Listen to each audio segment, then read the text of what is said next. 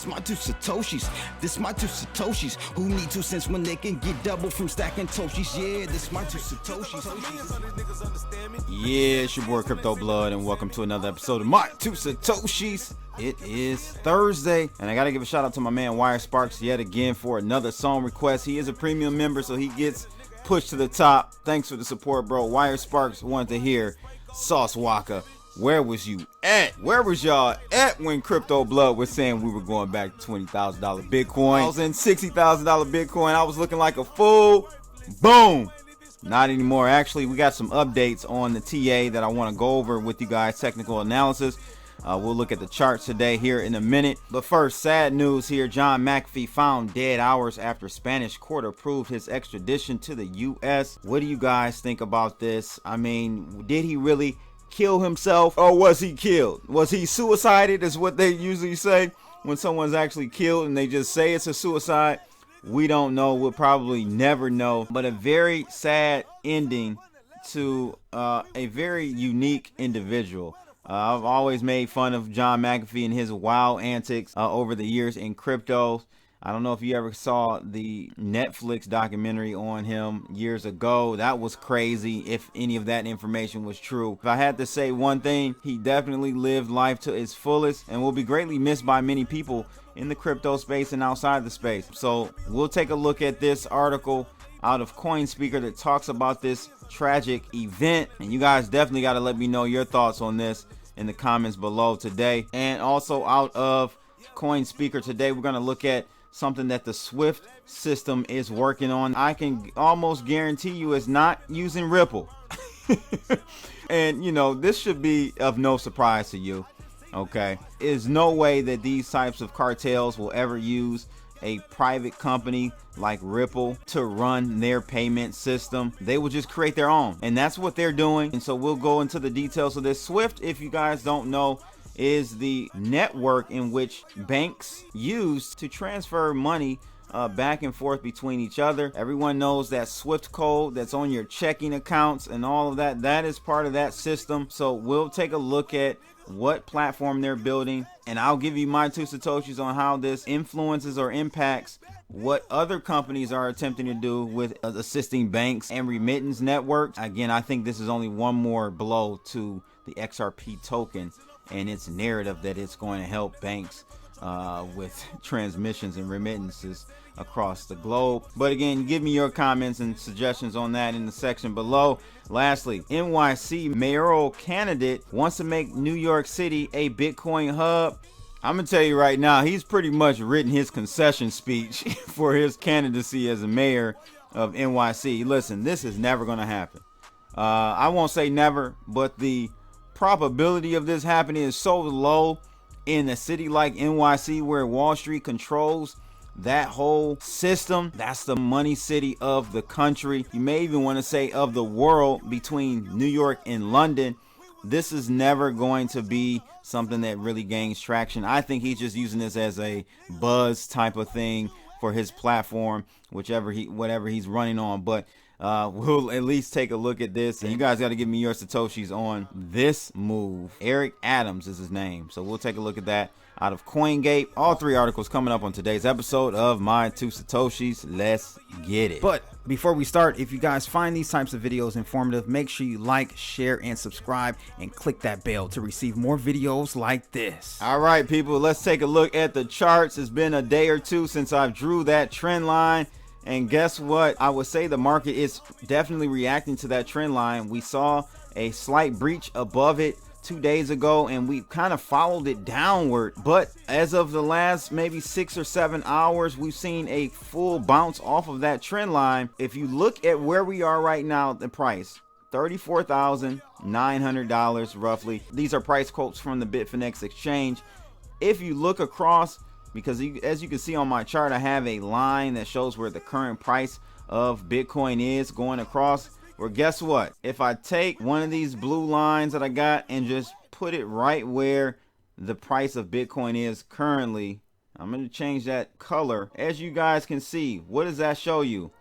We're bumping right up against resistance, which used to be an area of support. So how it goes in technical analysis and trading, previous resistance becomes future support, and vice versa. Previous support becomes future resistance. So this line was support for us many times before in the past month or two, and has now become an area of resistance for us. As you can see, we bounced off of it right there. We did breach it here, came back up and bounced off of that area of support right there. Bounced a couple times right here off of that area, breached it, but then we ran into our trend line that I drew and got slapped right back down. But now we're right back at that area of support, now resistance. I've got to see a clean break of this area of resistance. Let's just say $35,000 Bitcoin now. So if we can trade above here for maybe 6 or 7 hours, the trend may be reversing, and our next target will be the top of that channel now for an area of resistance again. So that's where we are. I personally think we'll end up hitting this, peaking above it a little bit, and then heading back lower for the final move down. But hey, Crypto Diamonds could be wrong. Definitely could be wrong. Just not wrong much. And if we take a look at the heat map, green day today for all the coins across the board. Even the altcoins are doing very well today as a bounce back. That's great to see. Dogecoin is up 5%. We've got XRP up 9%. Litecoin doing very well today. Binance token up 7.2%. So strong bounces off of those lows. So you guys know what I do. Buy in the red, sell in the green. You may want to take some profit off those red buys or blood buys you did a couple of days ago. If you did them, you may want to take some off the table on a day like this. So just keep that in mind. But overall, very green day for us in the markets. Let's take a look at this tragic news out of Coin Speaker.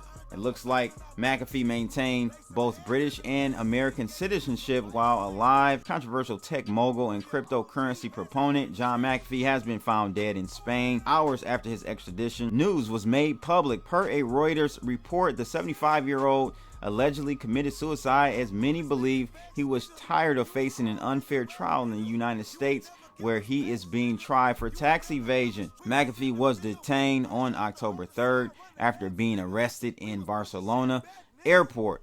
While the extradition clause maintained charges related to tax evasions between 2014 and 18, he is also under trial by the US SEC for his involvement in the promotion of Dogecoin and Verge.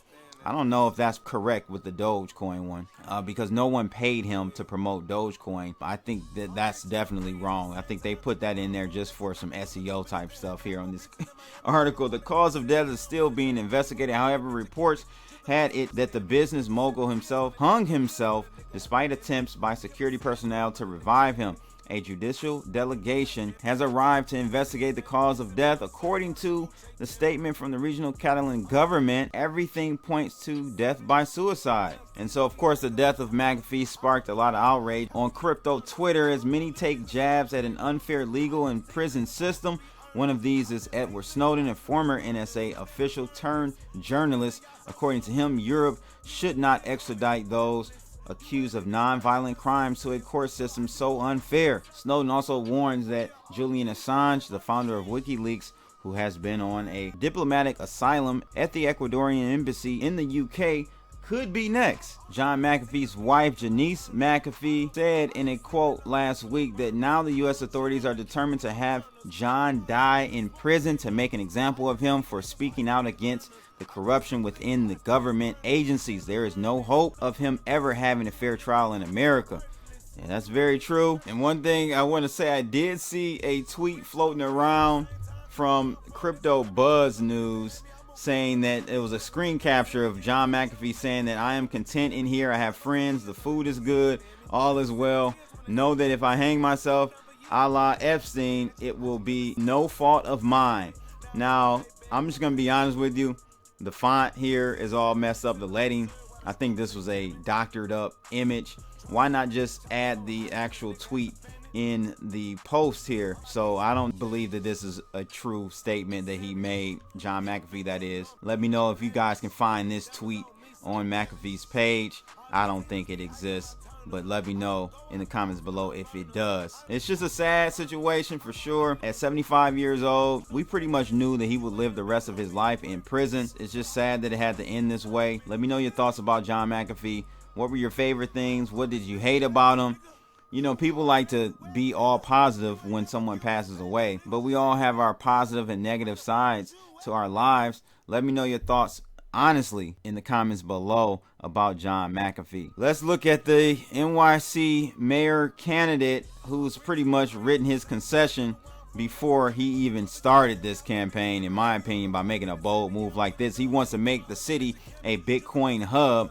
The Democratic mayor candidate for New York City, Eric Adams, promises to make the city a Bitcoin hub. Adams also plans to rival Miami to become the Bitcoin hotspot. Eric Adams seems to have taken a cue from Andrew Yang and his promise to make New York a Bitcoin hub within a year of getting elected. Adams promised to make NYC the next Bitcoin hub and take the crown from Miami, which is currently seen as a hotspot for cryptocurrency companies and businesses. He said, and I quote, "I promise you, in 1 year, you're going to see a different city. We're going to become the center of life science, the center of cybersecurity, the center of self-driving cars, drones, the center of Bitcoin. We're going to be the center of all technology." Now, I can agree with him with all those other things except Bitcoin. He had to throw that in there, in my opinion, to kind of spice it up and grab headlines from his campaign and bring attention to his campaign, which I think is smart. However, if he's truly running on this platform, he will never get elected. New York City, in my opinion, is the last place they're going to have Bitcoin or crypto friendly laws and regulations, because Wall Street is in bed with New York, all right, and that is under their control. So unless Wall Street can benefit from some type of Bitcoin friendly regulatory stance, then it ain't gonna happen, in my opinion. Let me know your thoughts though. I just don't see it. Let me know in the comments below. What do you think? Miami is definitely booming. I might need to move to Miami. I'm gonna be honest with you. Good weather, hurricanes and stuff are a little out of control, but hey, it is what it is, right? You gotta have pros and cons, give and take. You might see crypto blood on the beach down in Miami all year long. But let me know your thoughts about this candidate. Is he shooting himself in the foot with this one? Let me know in the comments below. Lastly, we got the SWIFT system, or Society of World Interbank Financial Telecommunications, is building a new platform. This SWIFT system or SWIFT organization is a member-owned cooperative that provides safe and secure financial transactions for its members. This payment network allows individuals and businesses to take electric and card payments even if the customer or vendor uses a different bank than the payee. SWIFT works by assigning each member institution a unique ID code that identifies not only the bank name but country, city, and branch. And so according to an announcement made today, the banks endorsing the SWIFT payment platform that will be launched in the second half of 2022 are Deutsche Bank, Standard Chartered, Bank of China, BNP Paribas, Citi, and BNY Mellon.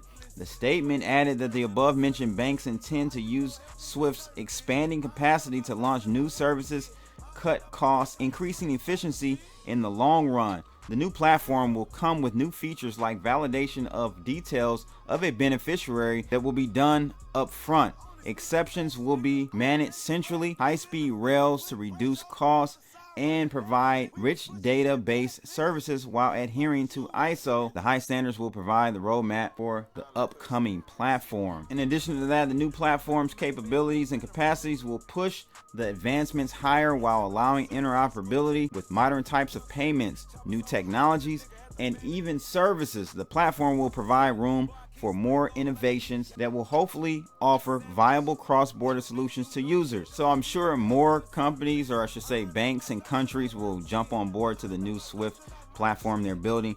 And listen, Crypto Blood's channel is not just to give you one side of the coin or one perspective. Yes, this is a crypto channel, but at the same time, I have to give you information about the other side. There's a balance and there's a war going on here between this new system that's kind of more decentralized, not really controlled by anyone, and the old guard, an old system which is trying to keep that power. So I have to give you these types of updates because the Swift system is just not going to go away just because Ethereum is here or EOS or any of these higher throughput blockchains are here to facilitate transactions on a higher and larger level. Bitcoin just ain't going to cut it. I'm sorry. Even with Lightning Network, it's just not going to be able to compete with the Swift system. So just keep and think of Bitcoin as gold 2.0, as a hedge against inflation. That's what it's here for. Are there other blockchains that can compete with the Swift? Yes, there are, but they even have a long way to go. So don't think that cryptocurrencies are just going to just eliminate the old system tomorrow, in 2 years, 3 years, even 5 years. It's not going to happen. It's going to be more intricate and more nuanced than what a lot of people in crypto space are telling you. So just got to give you guys this type of news and these types of updates so that you're well informed and have a full balanced view of this new system and how it's going to be implemented. All right, so just got to give you those headlines that come out on the other side as well. Let me know your thoughts on the new upgraded Swift system, and will it delay the full adoption of a global decentralized payment system that we're all looking for? Let me know your comments in the section below on that. Also, RIP to John McAfee. Very sad situation. Let me know your thoughts about that. And then lastly, the NYC mayoral candidate looking to make New York City the Bitcoin hub. Give me your 2 Satoshis in the comments below. Make sure you guys like, share, and subscribe. And shout out again to my man Wire Sparks for the song request today. Sauce Waka, where was you at? I'm out of here, people. Holla! Oi.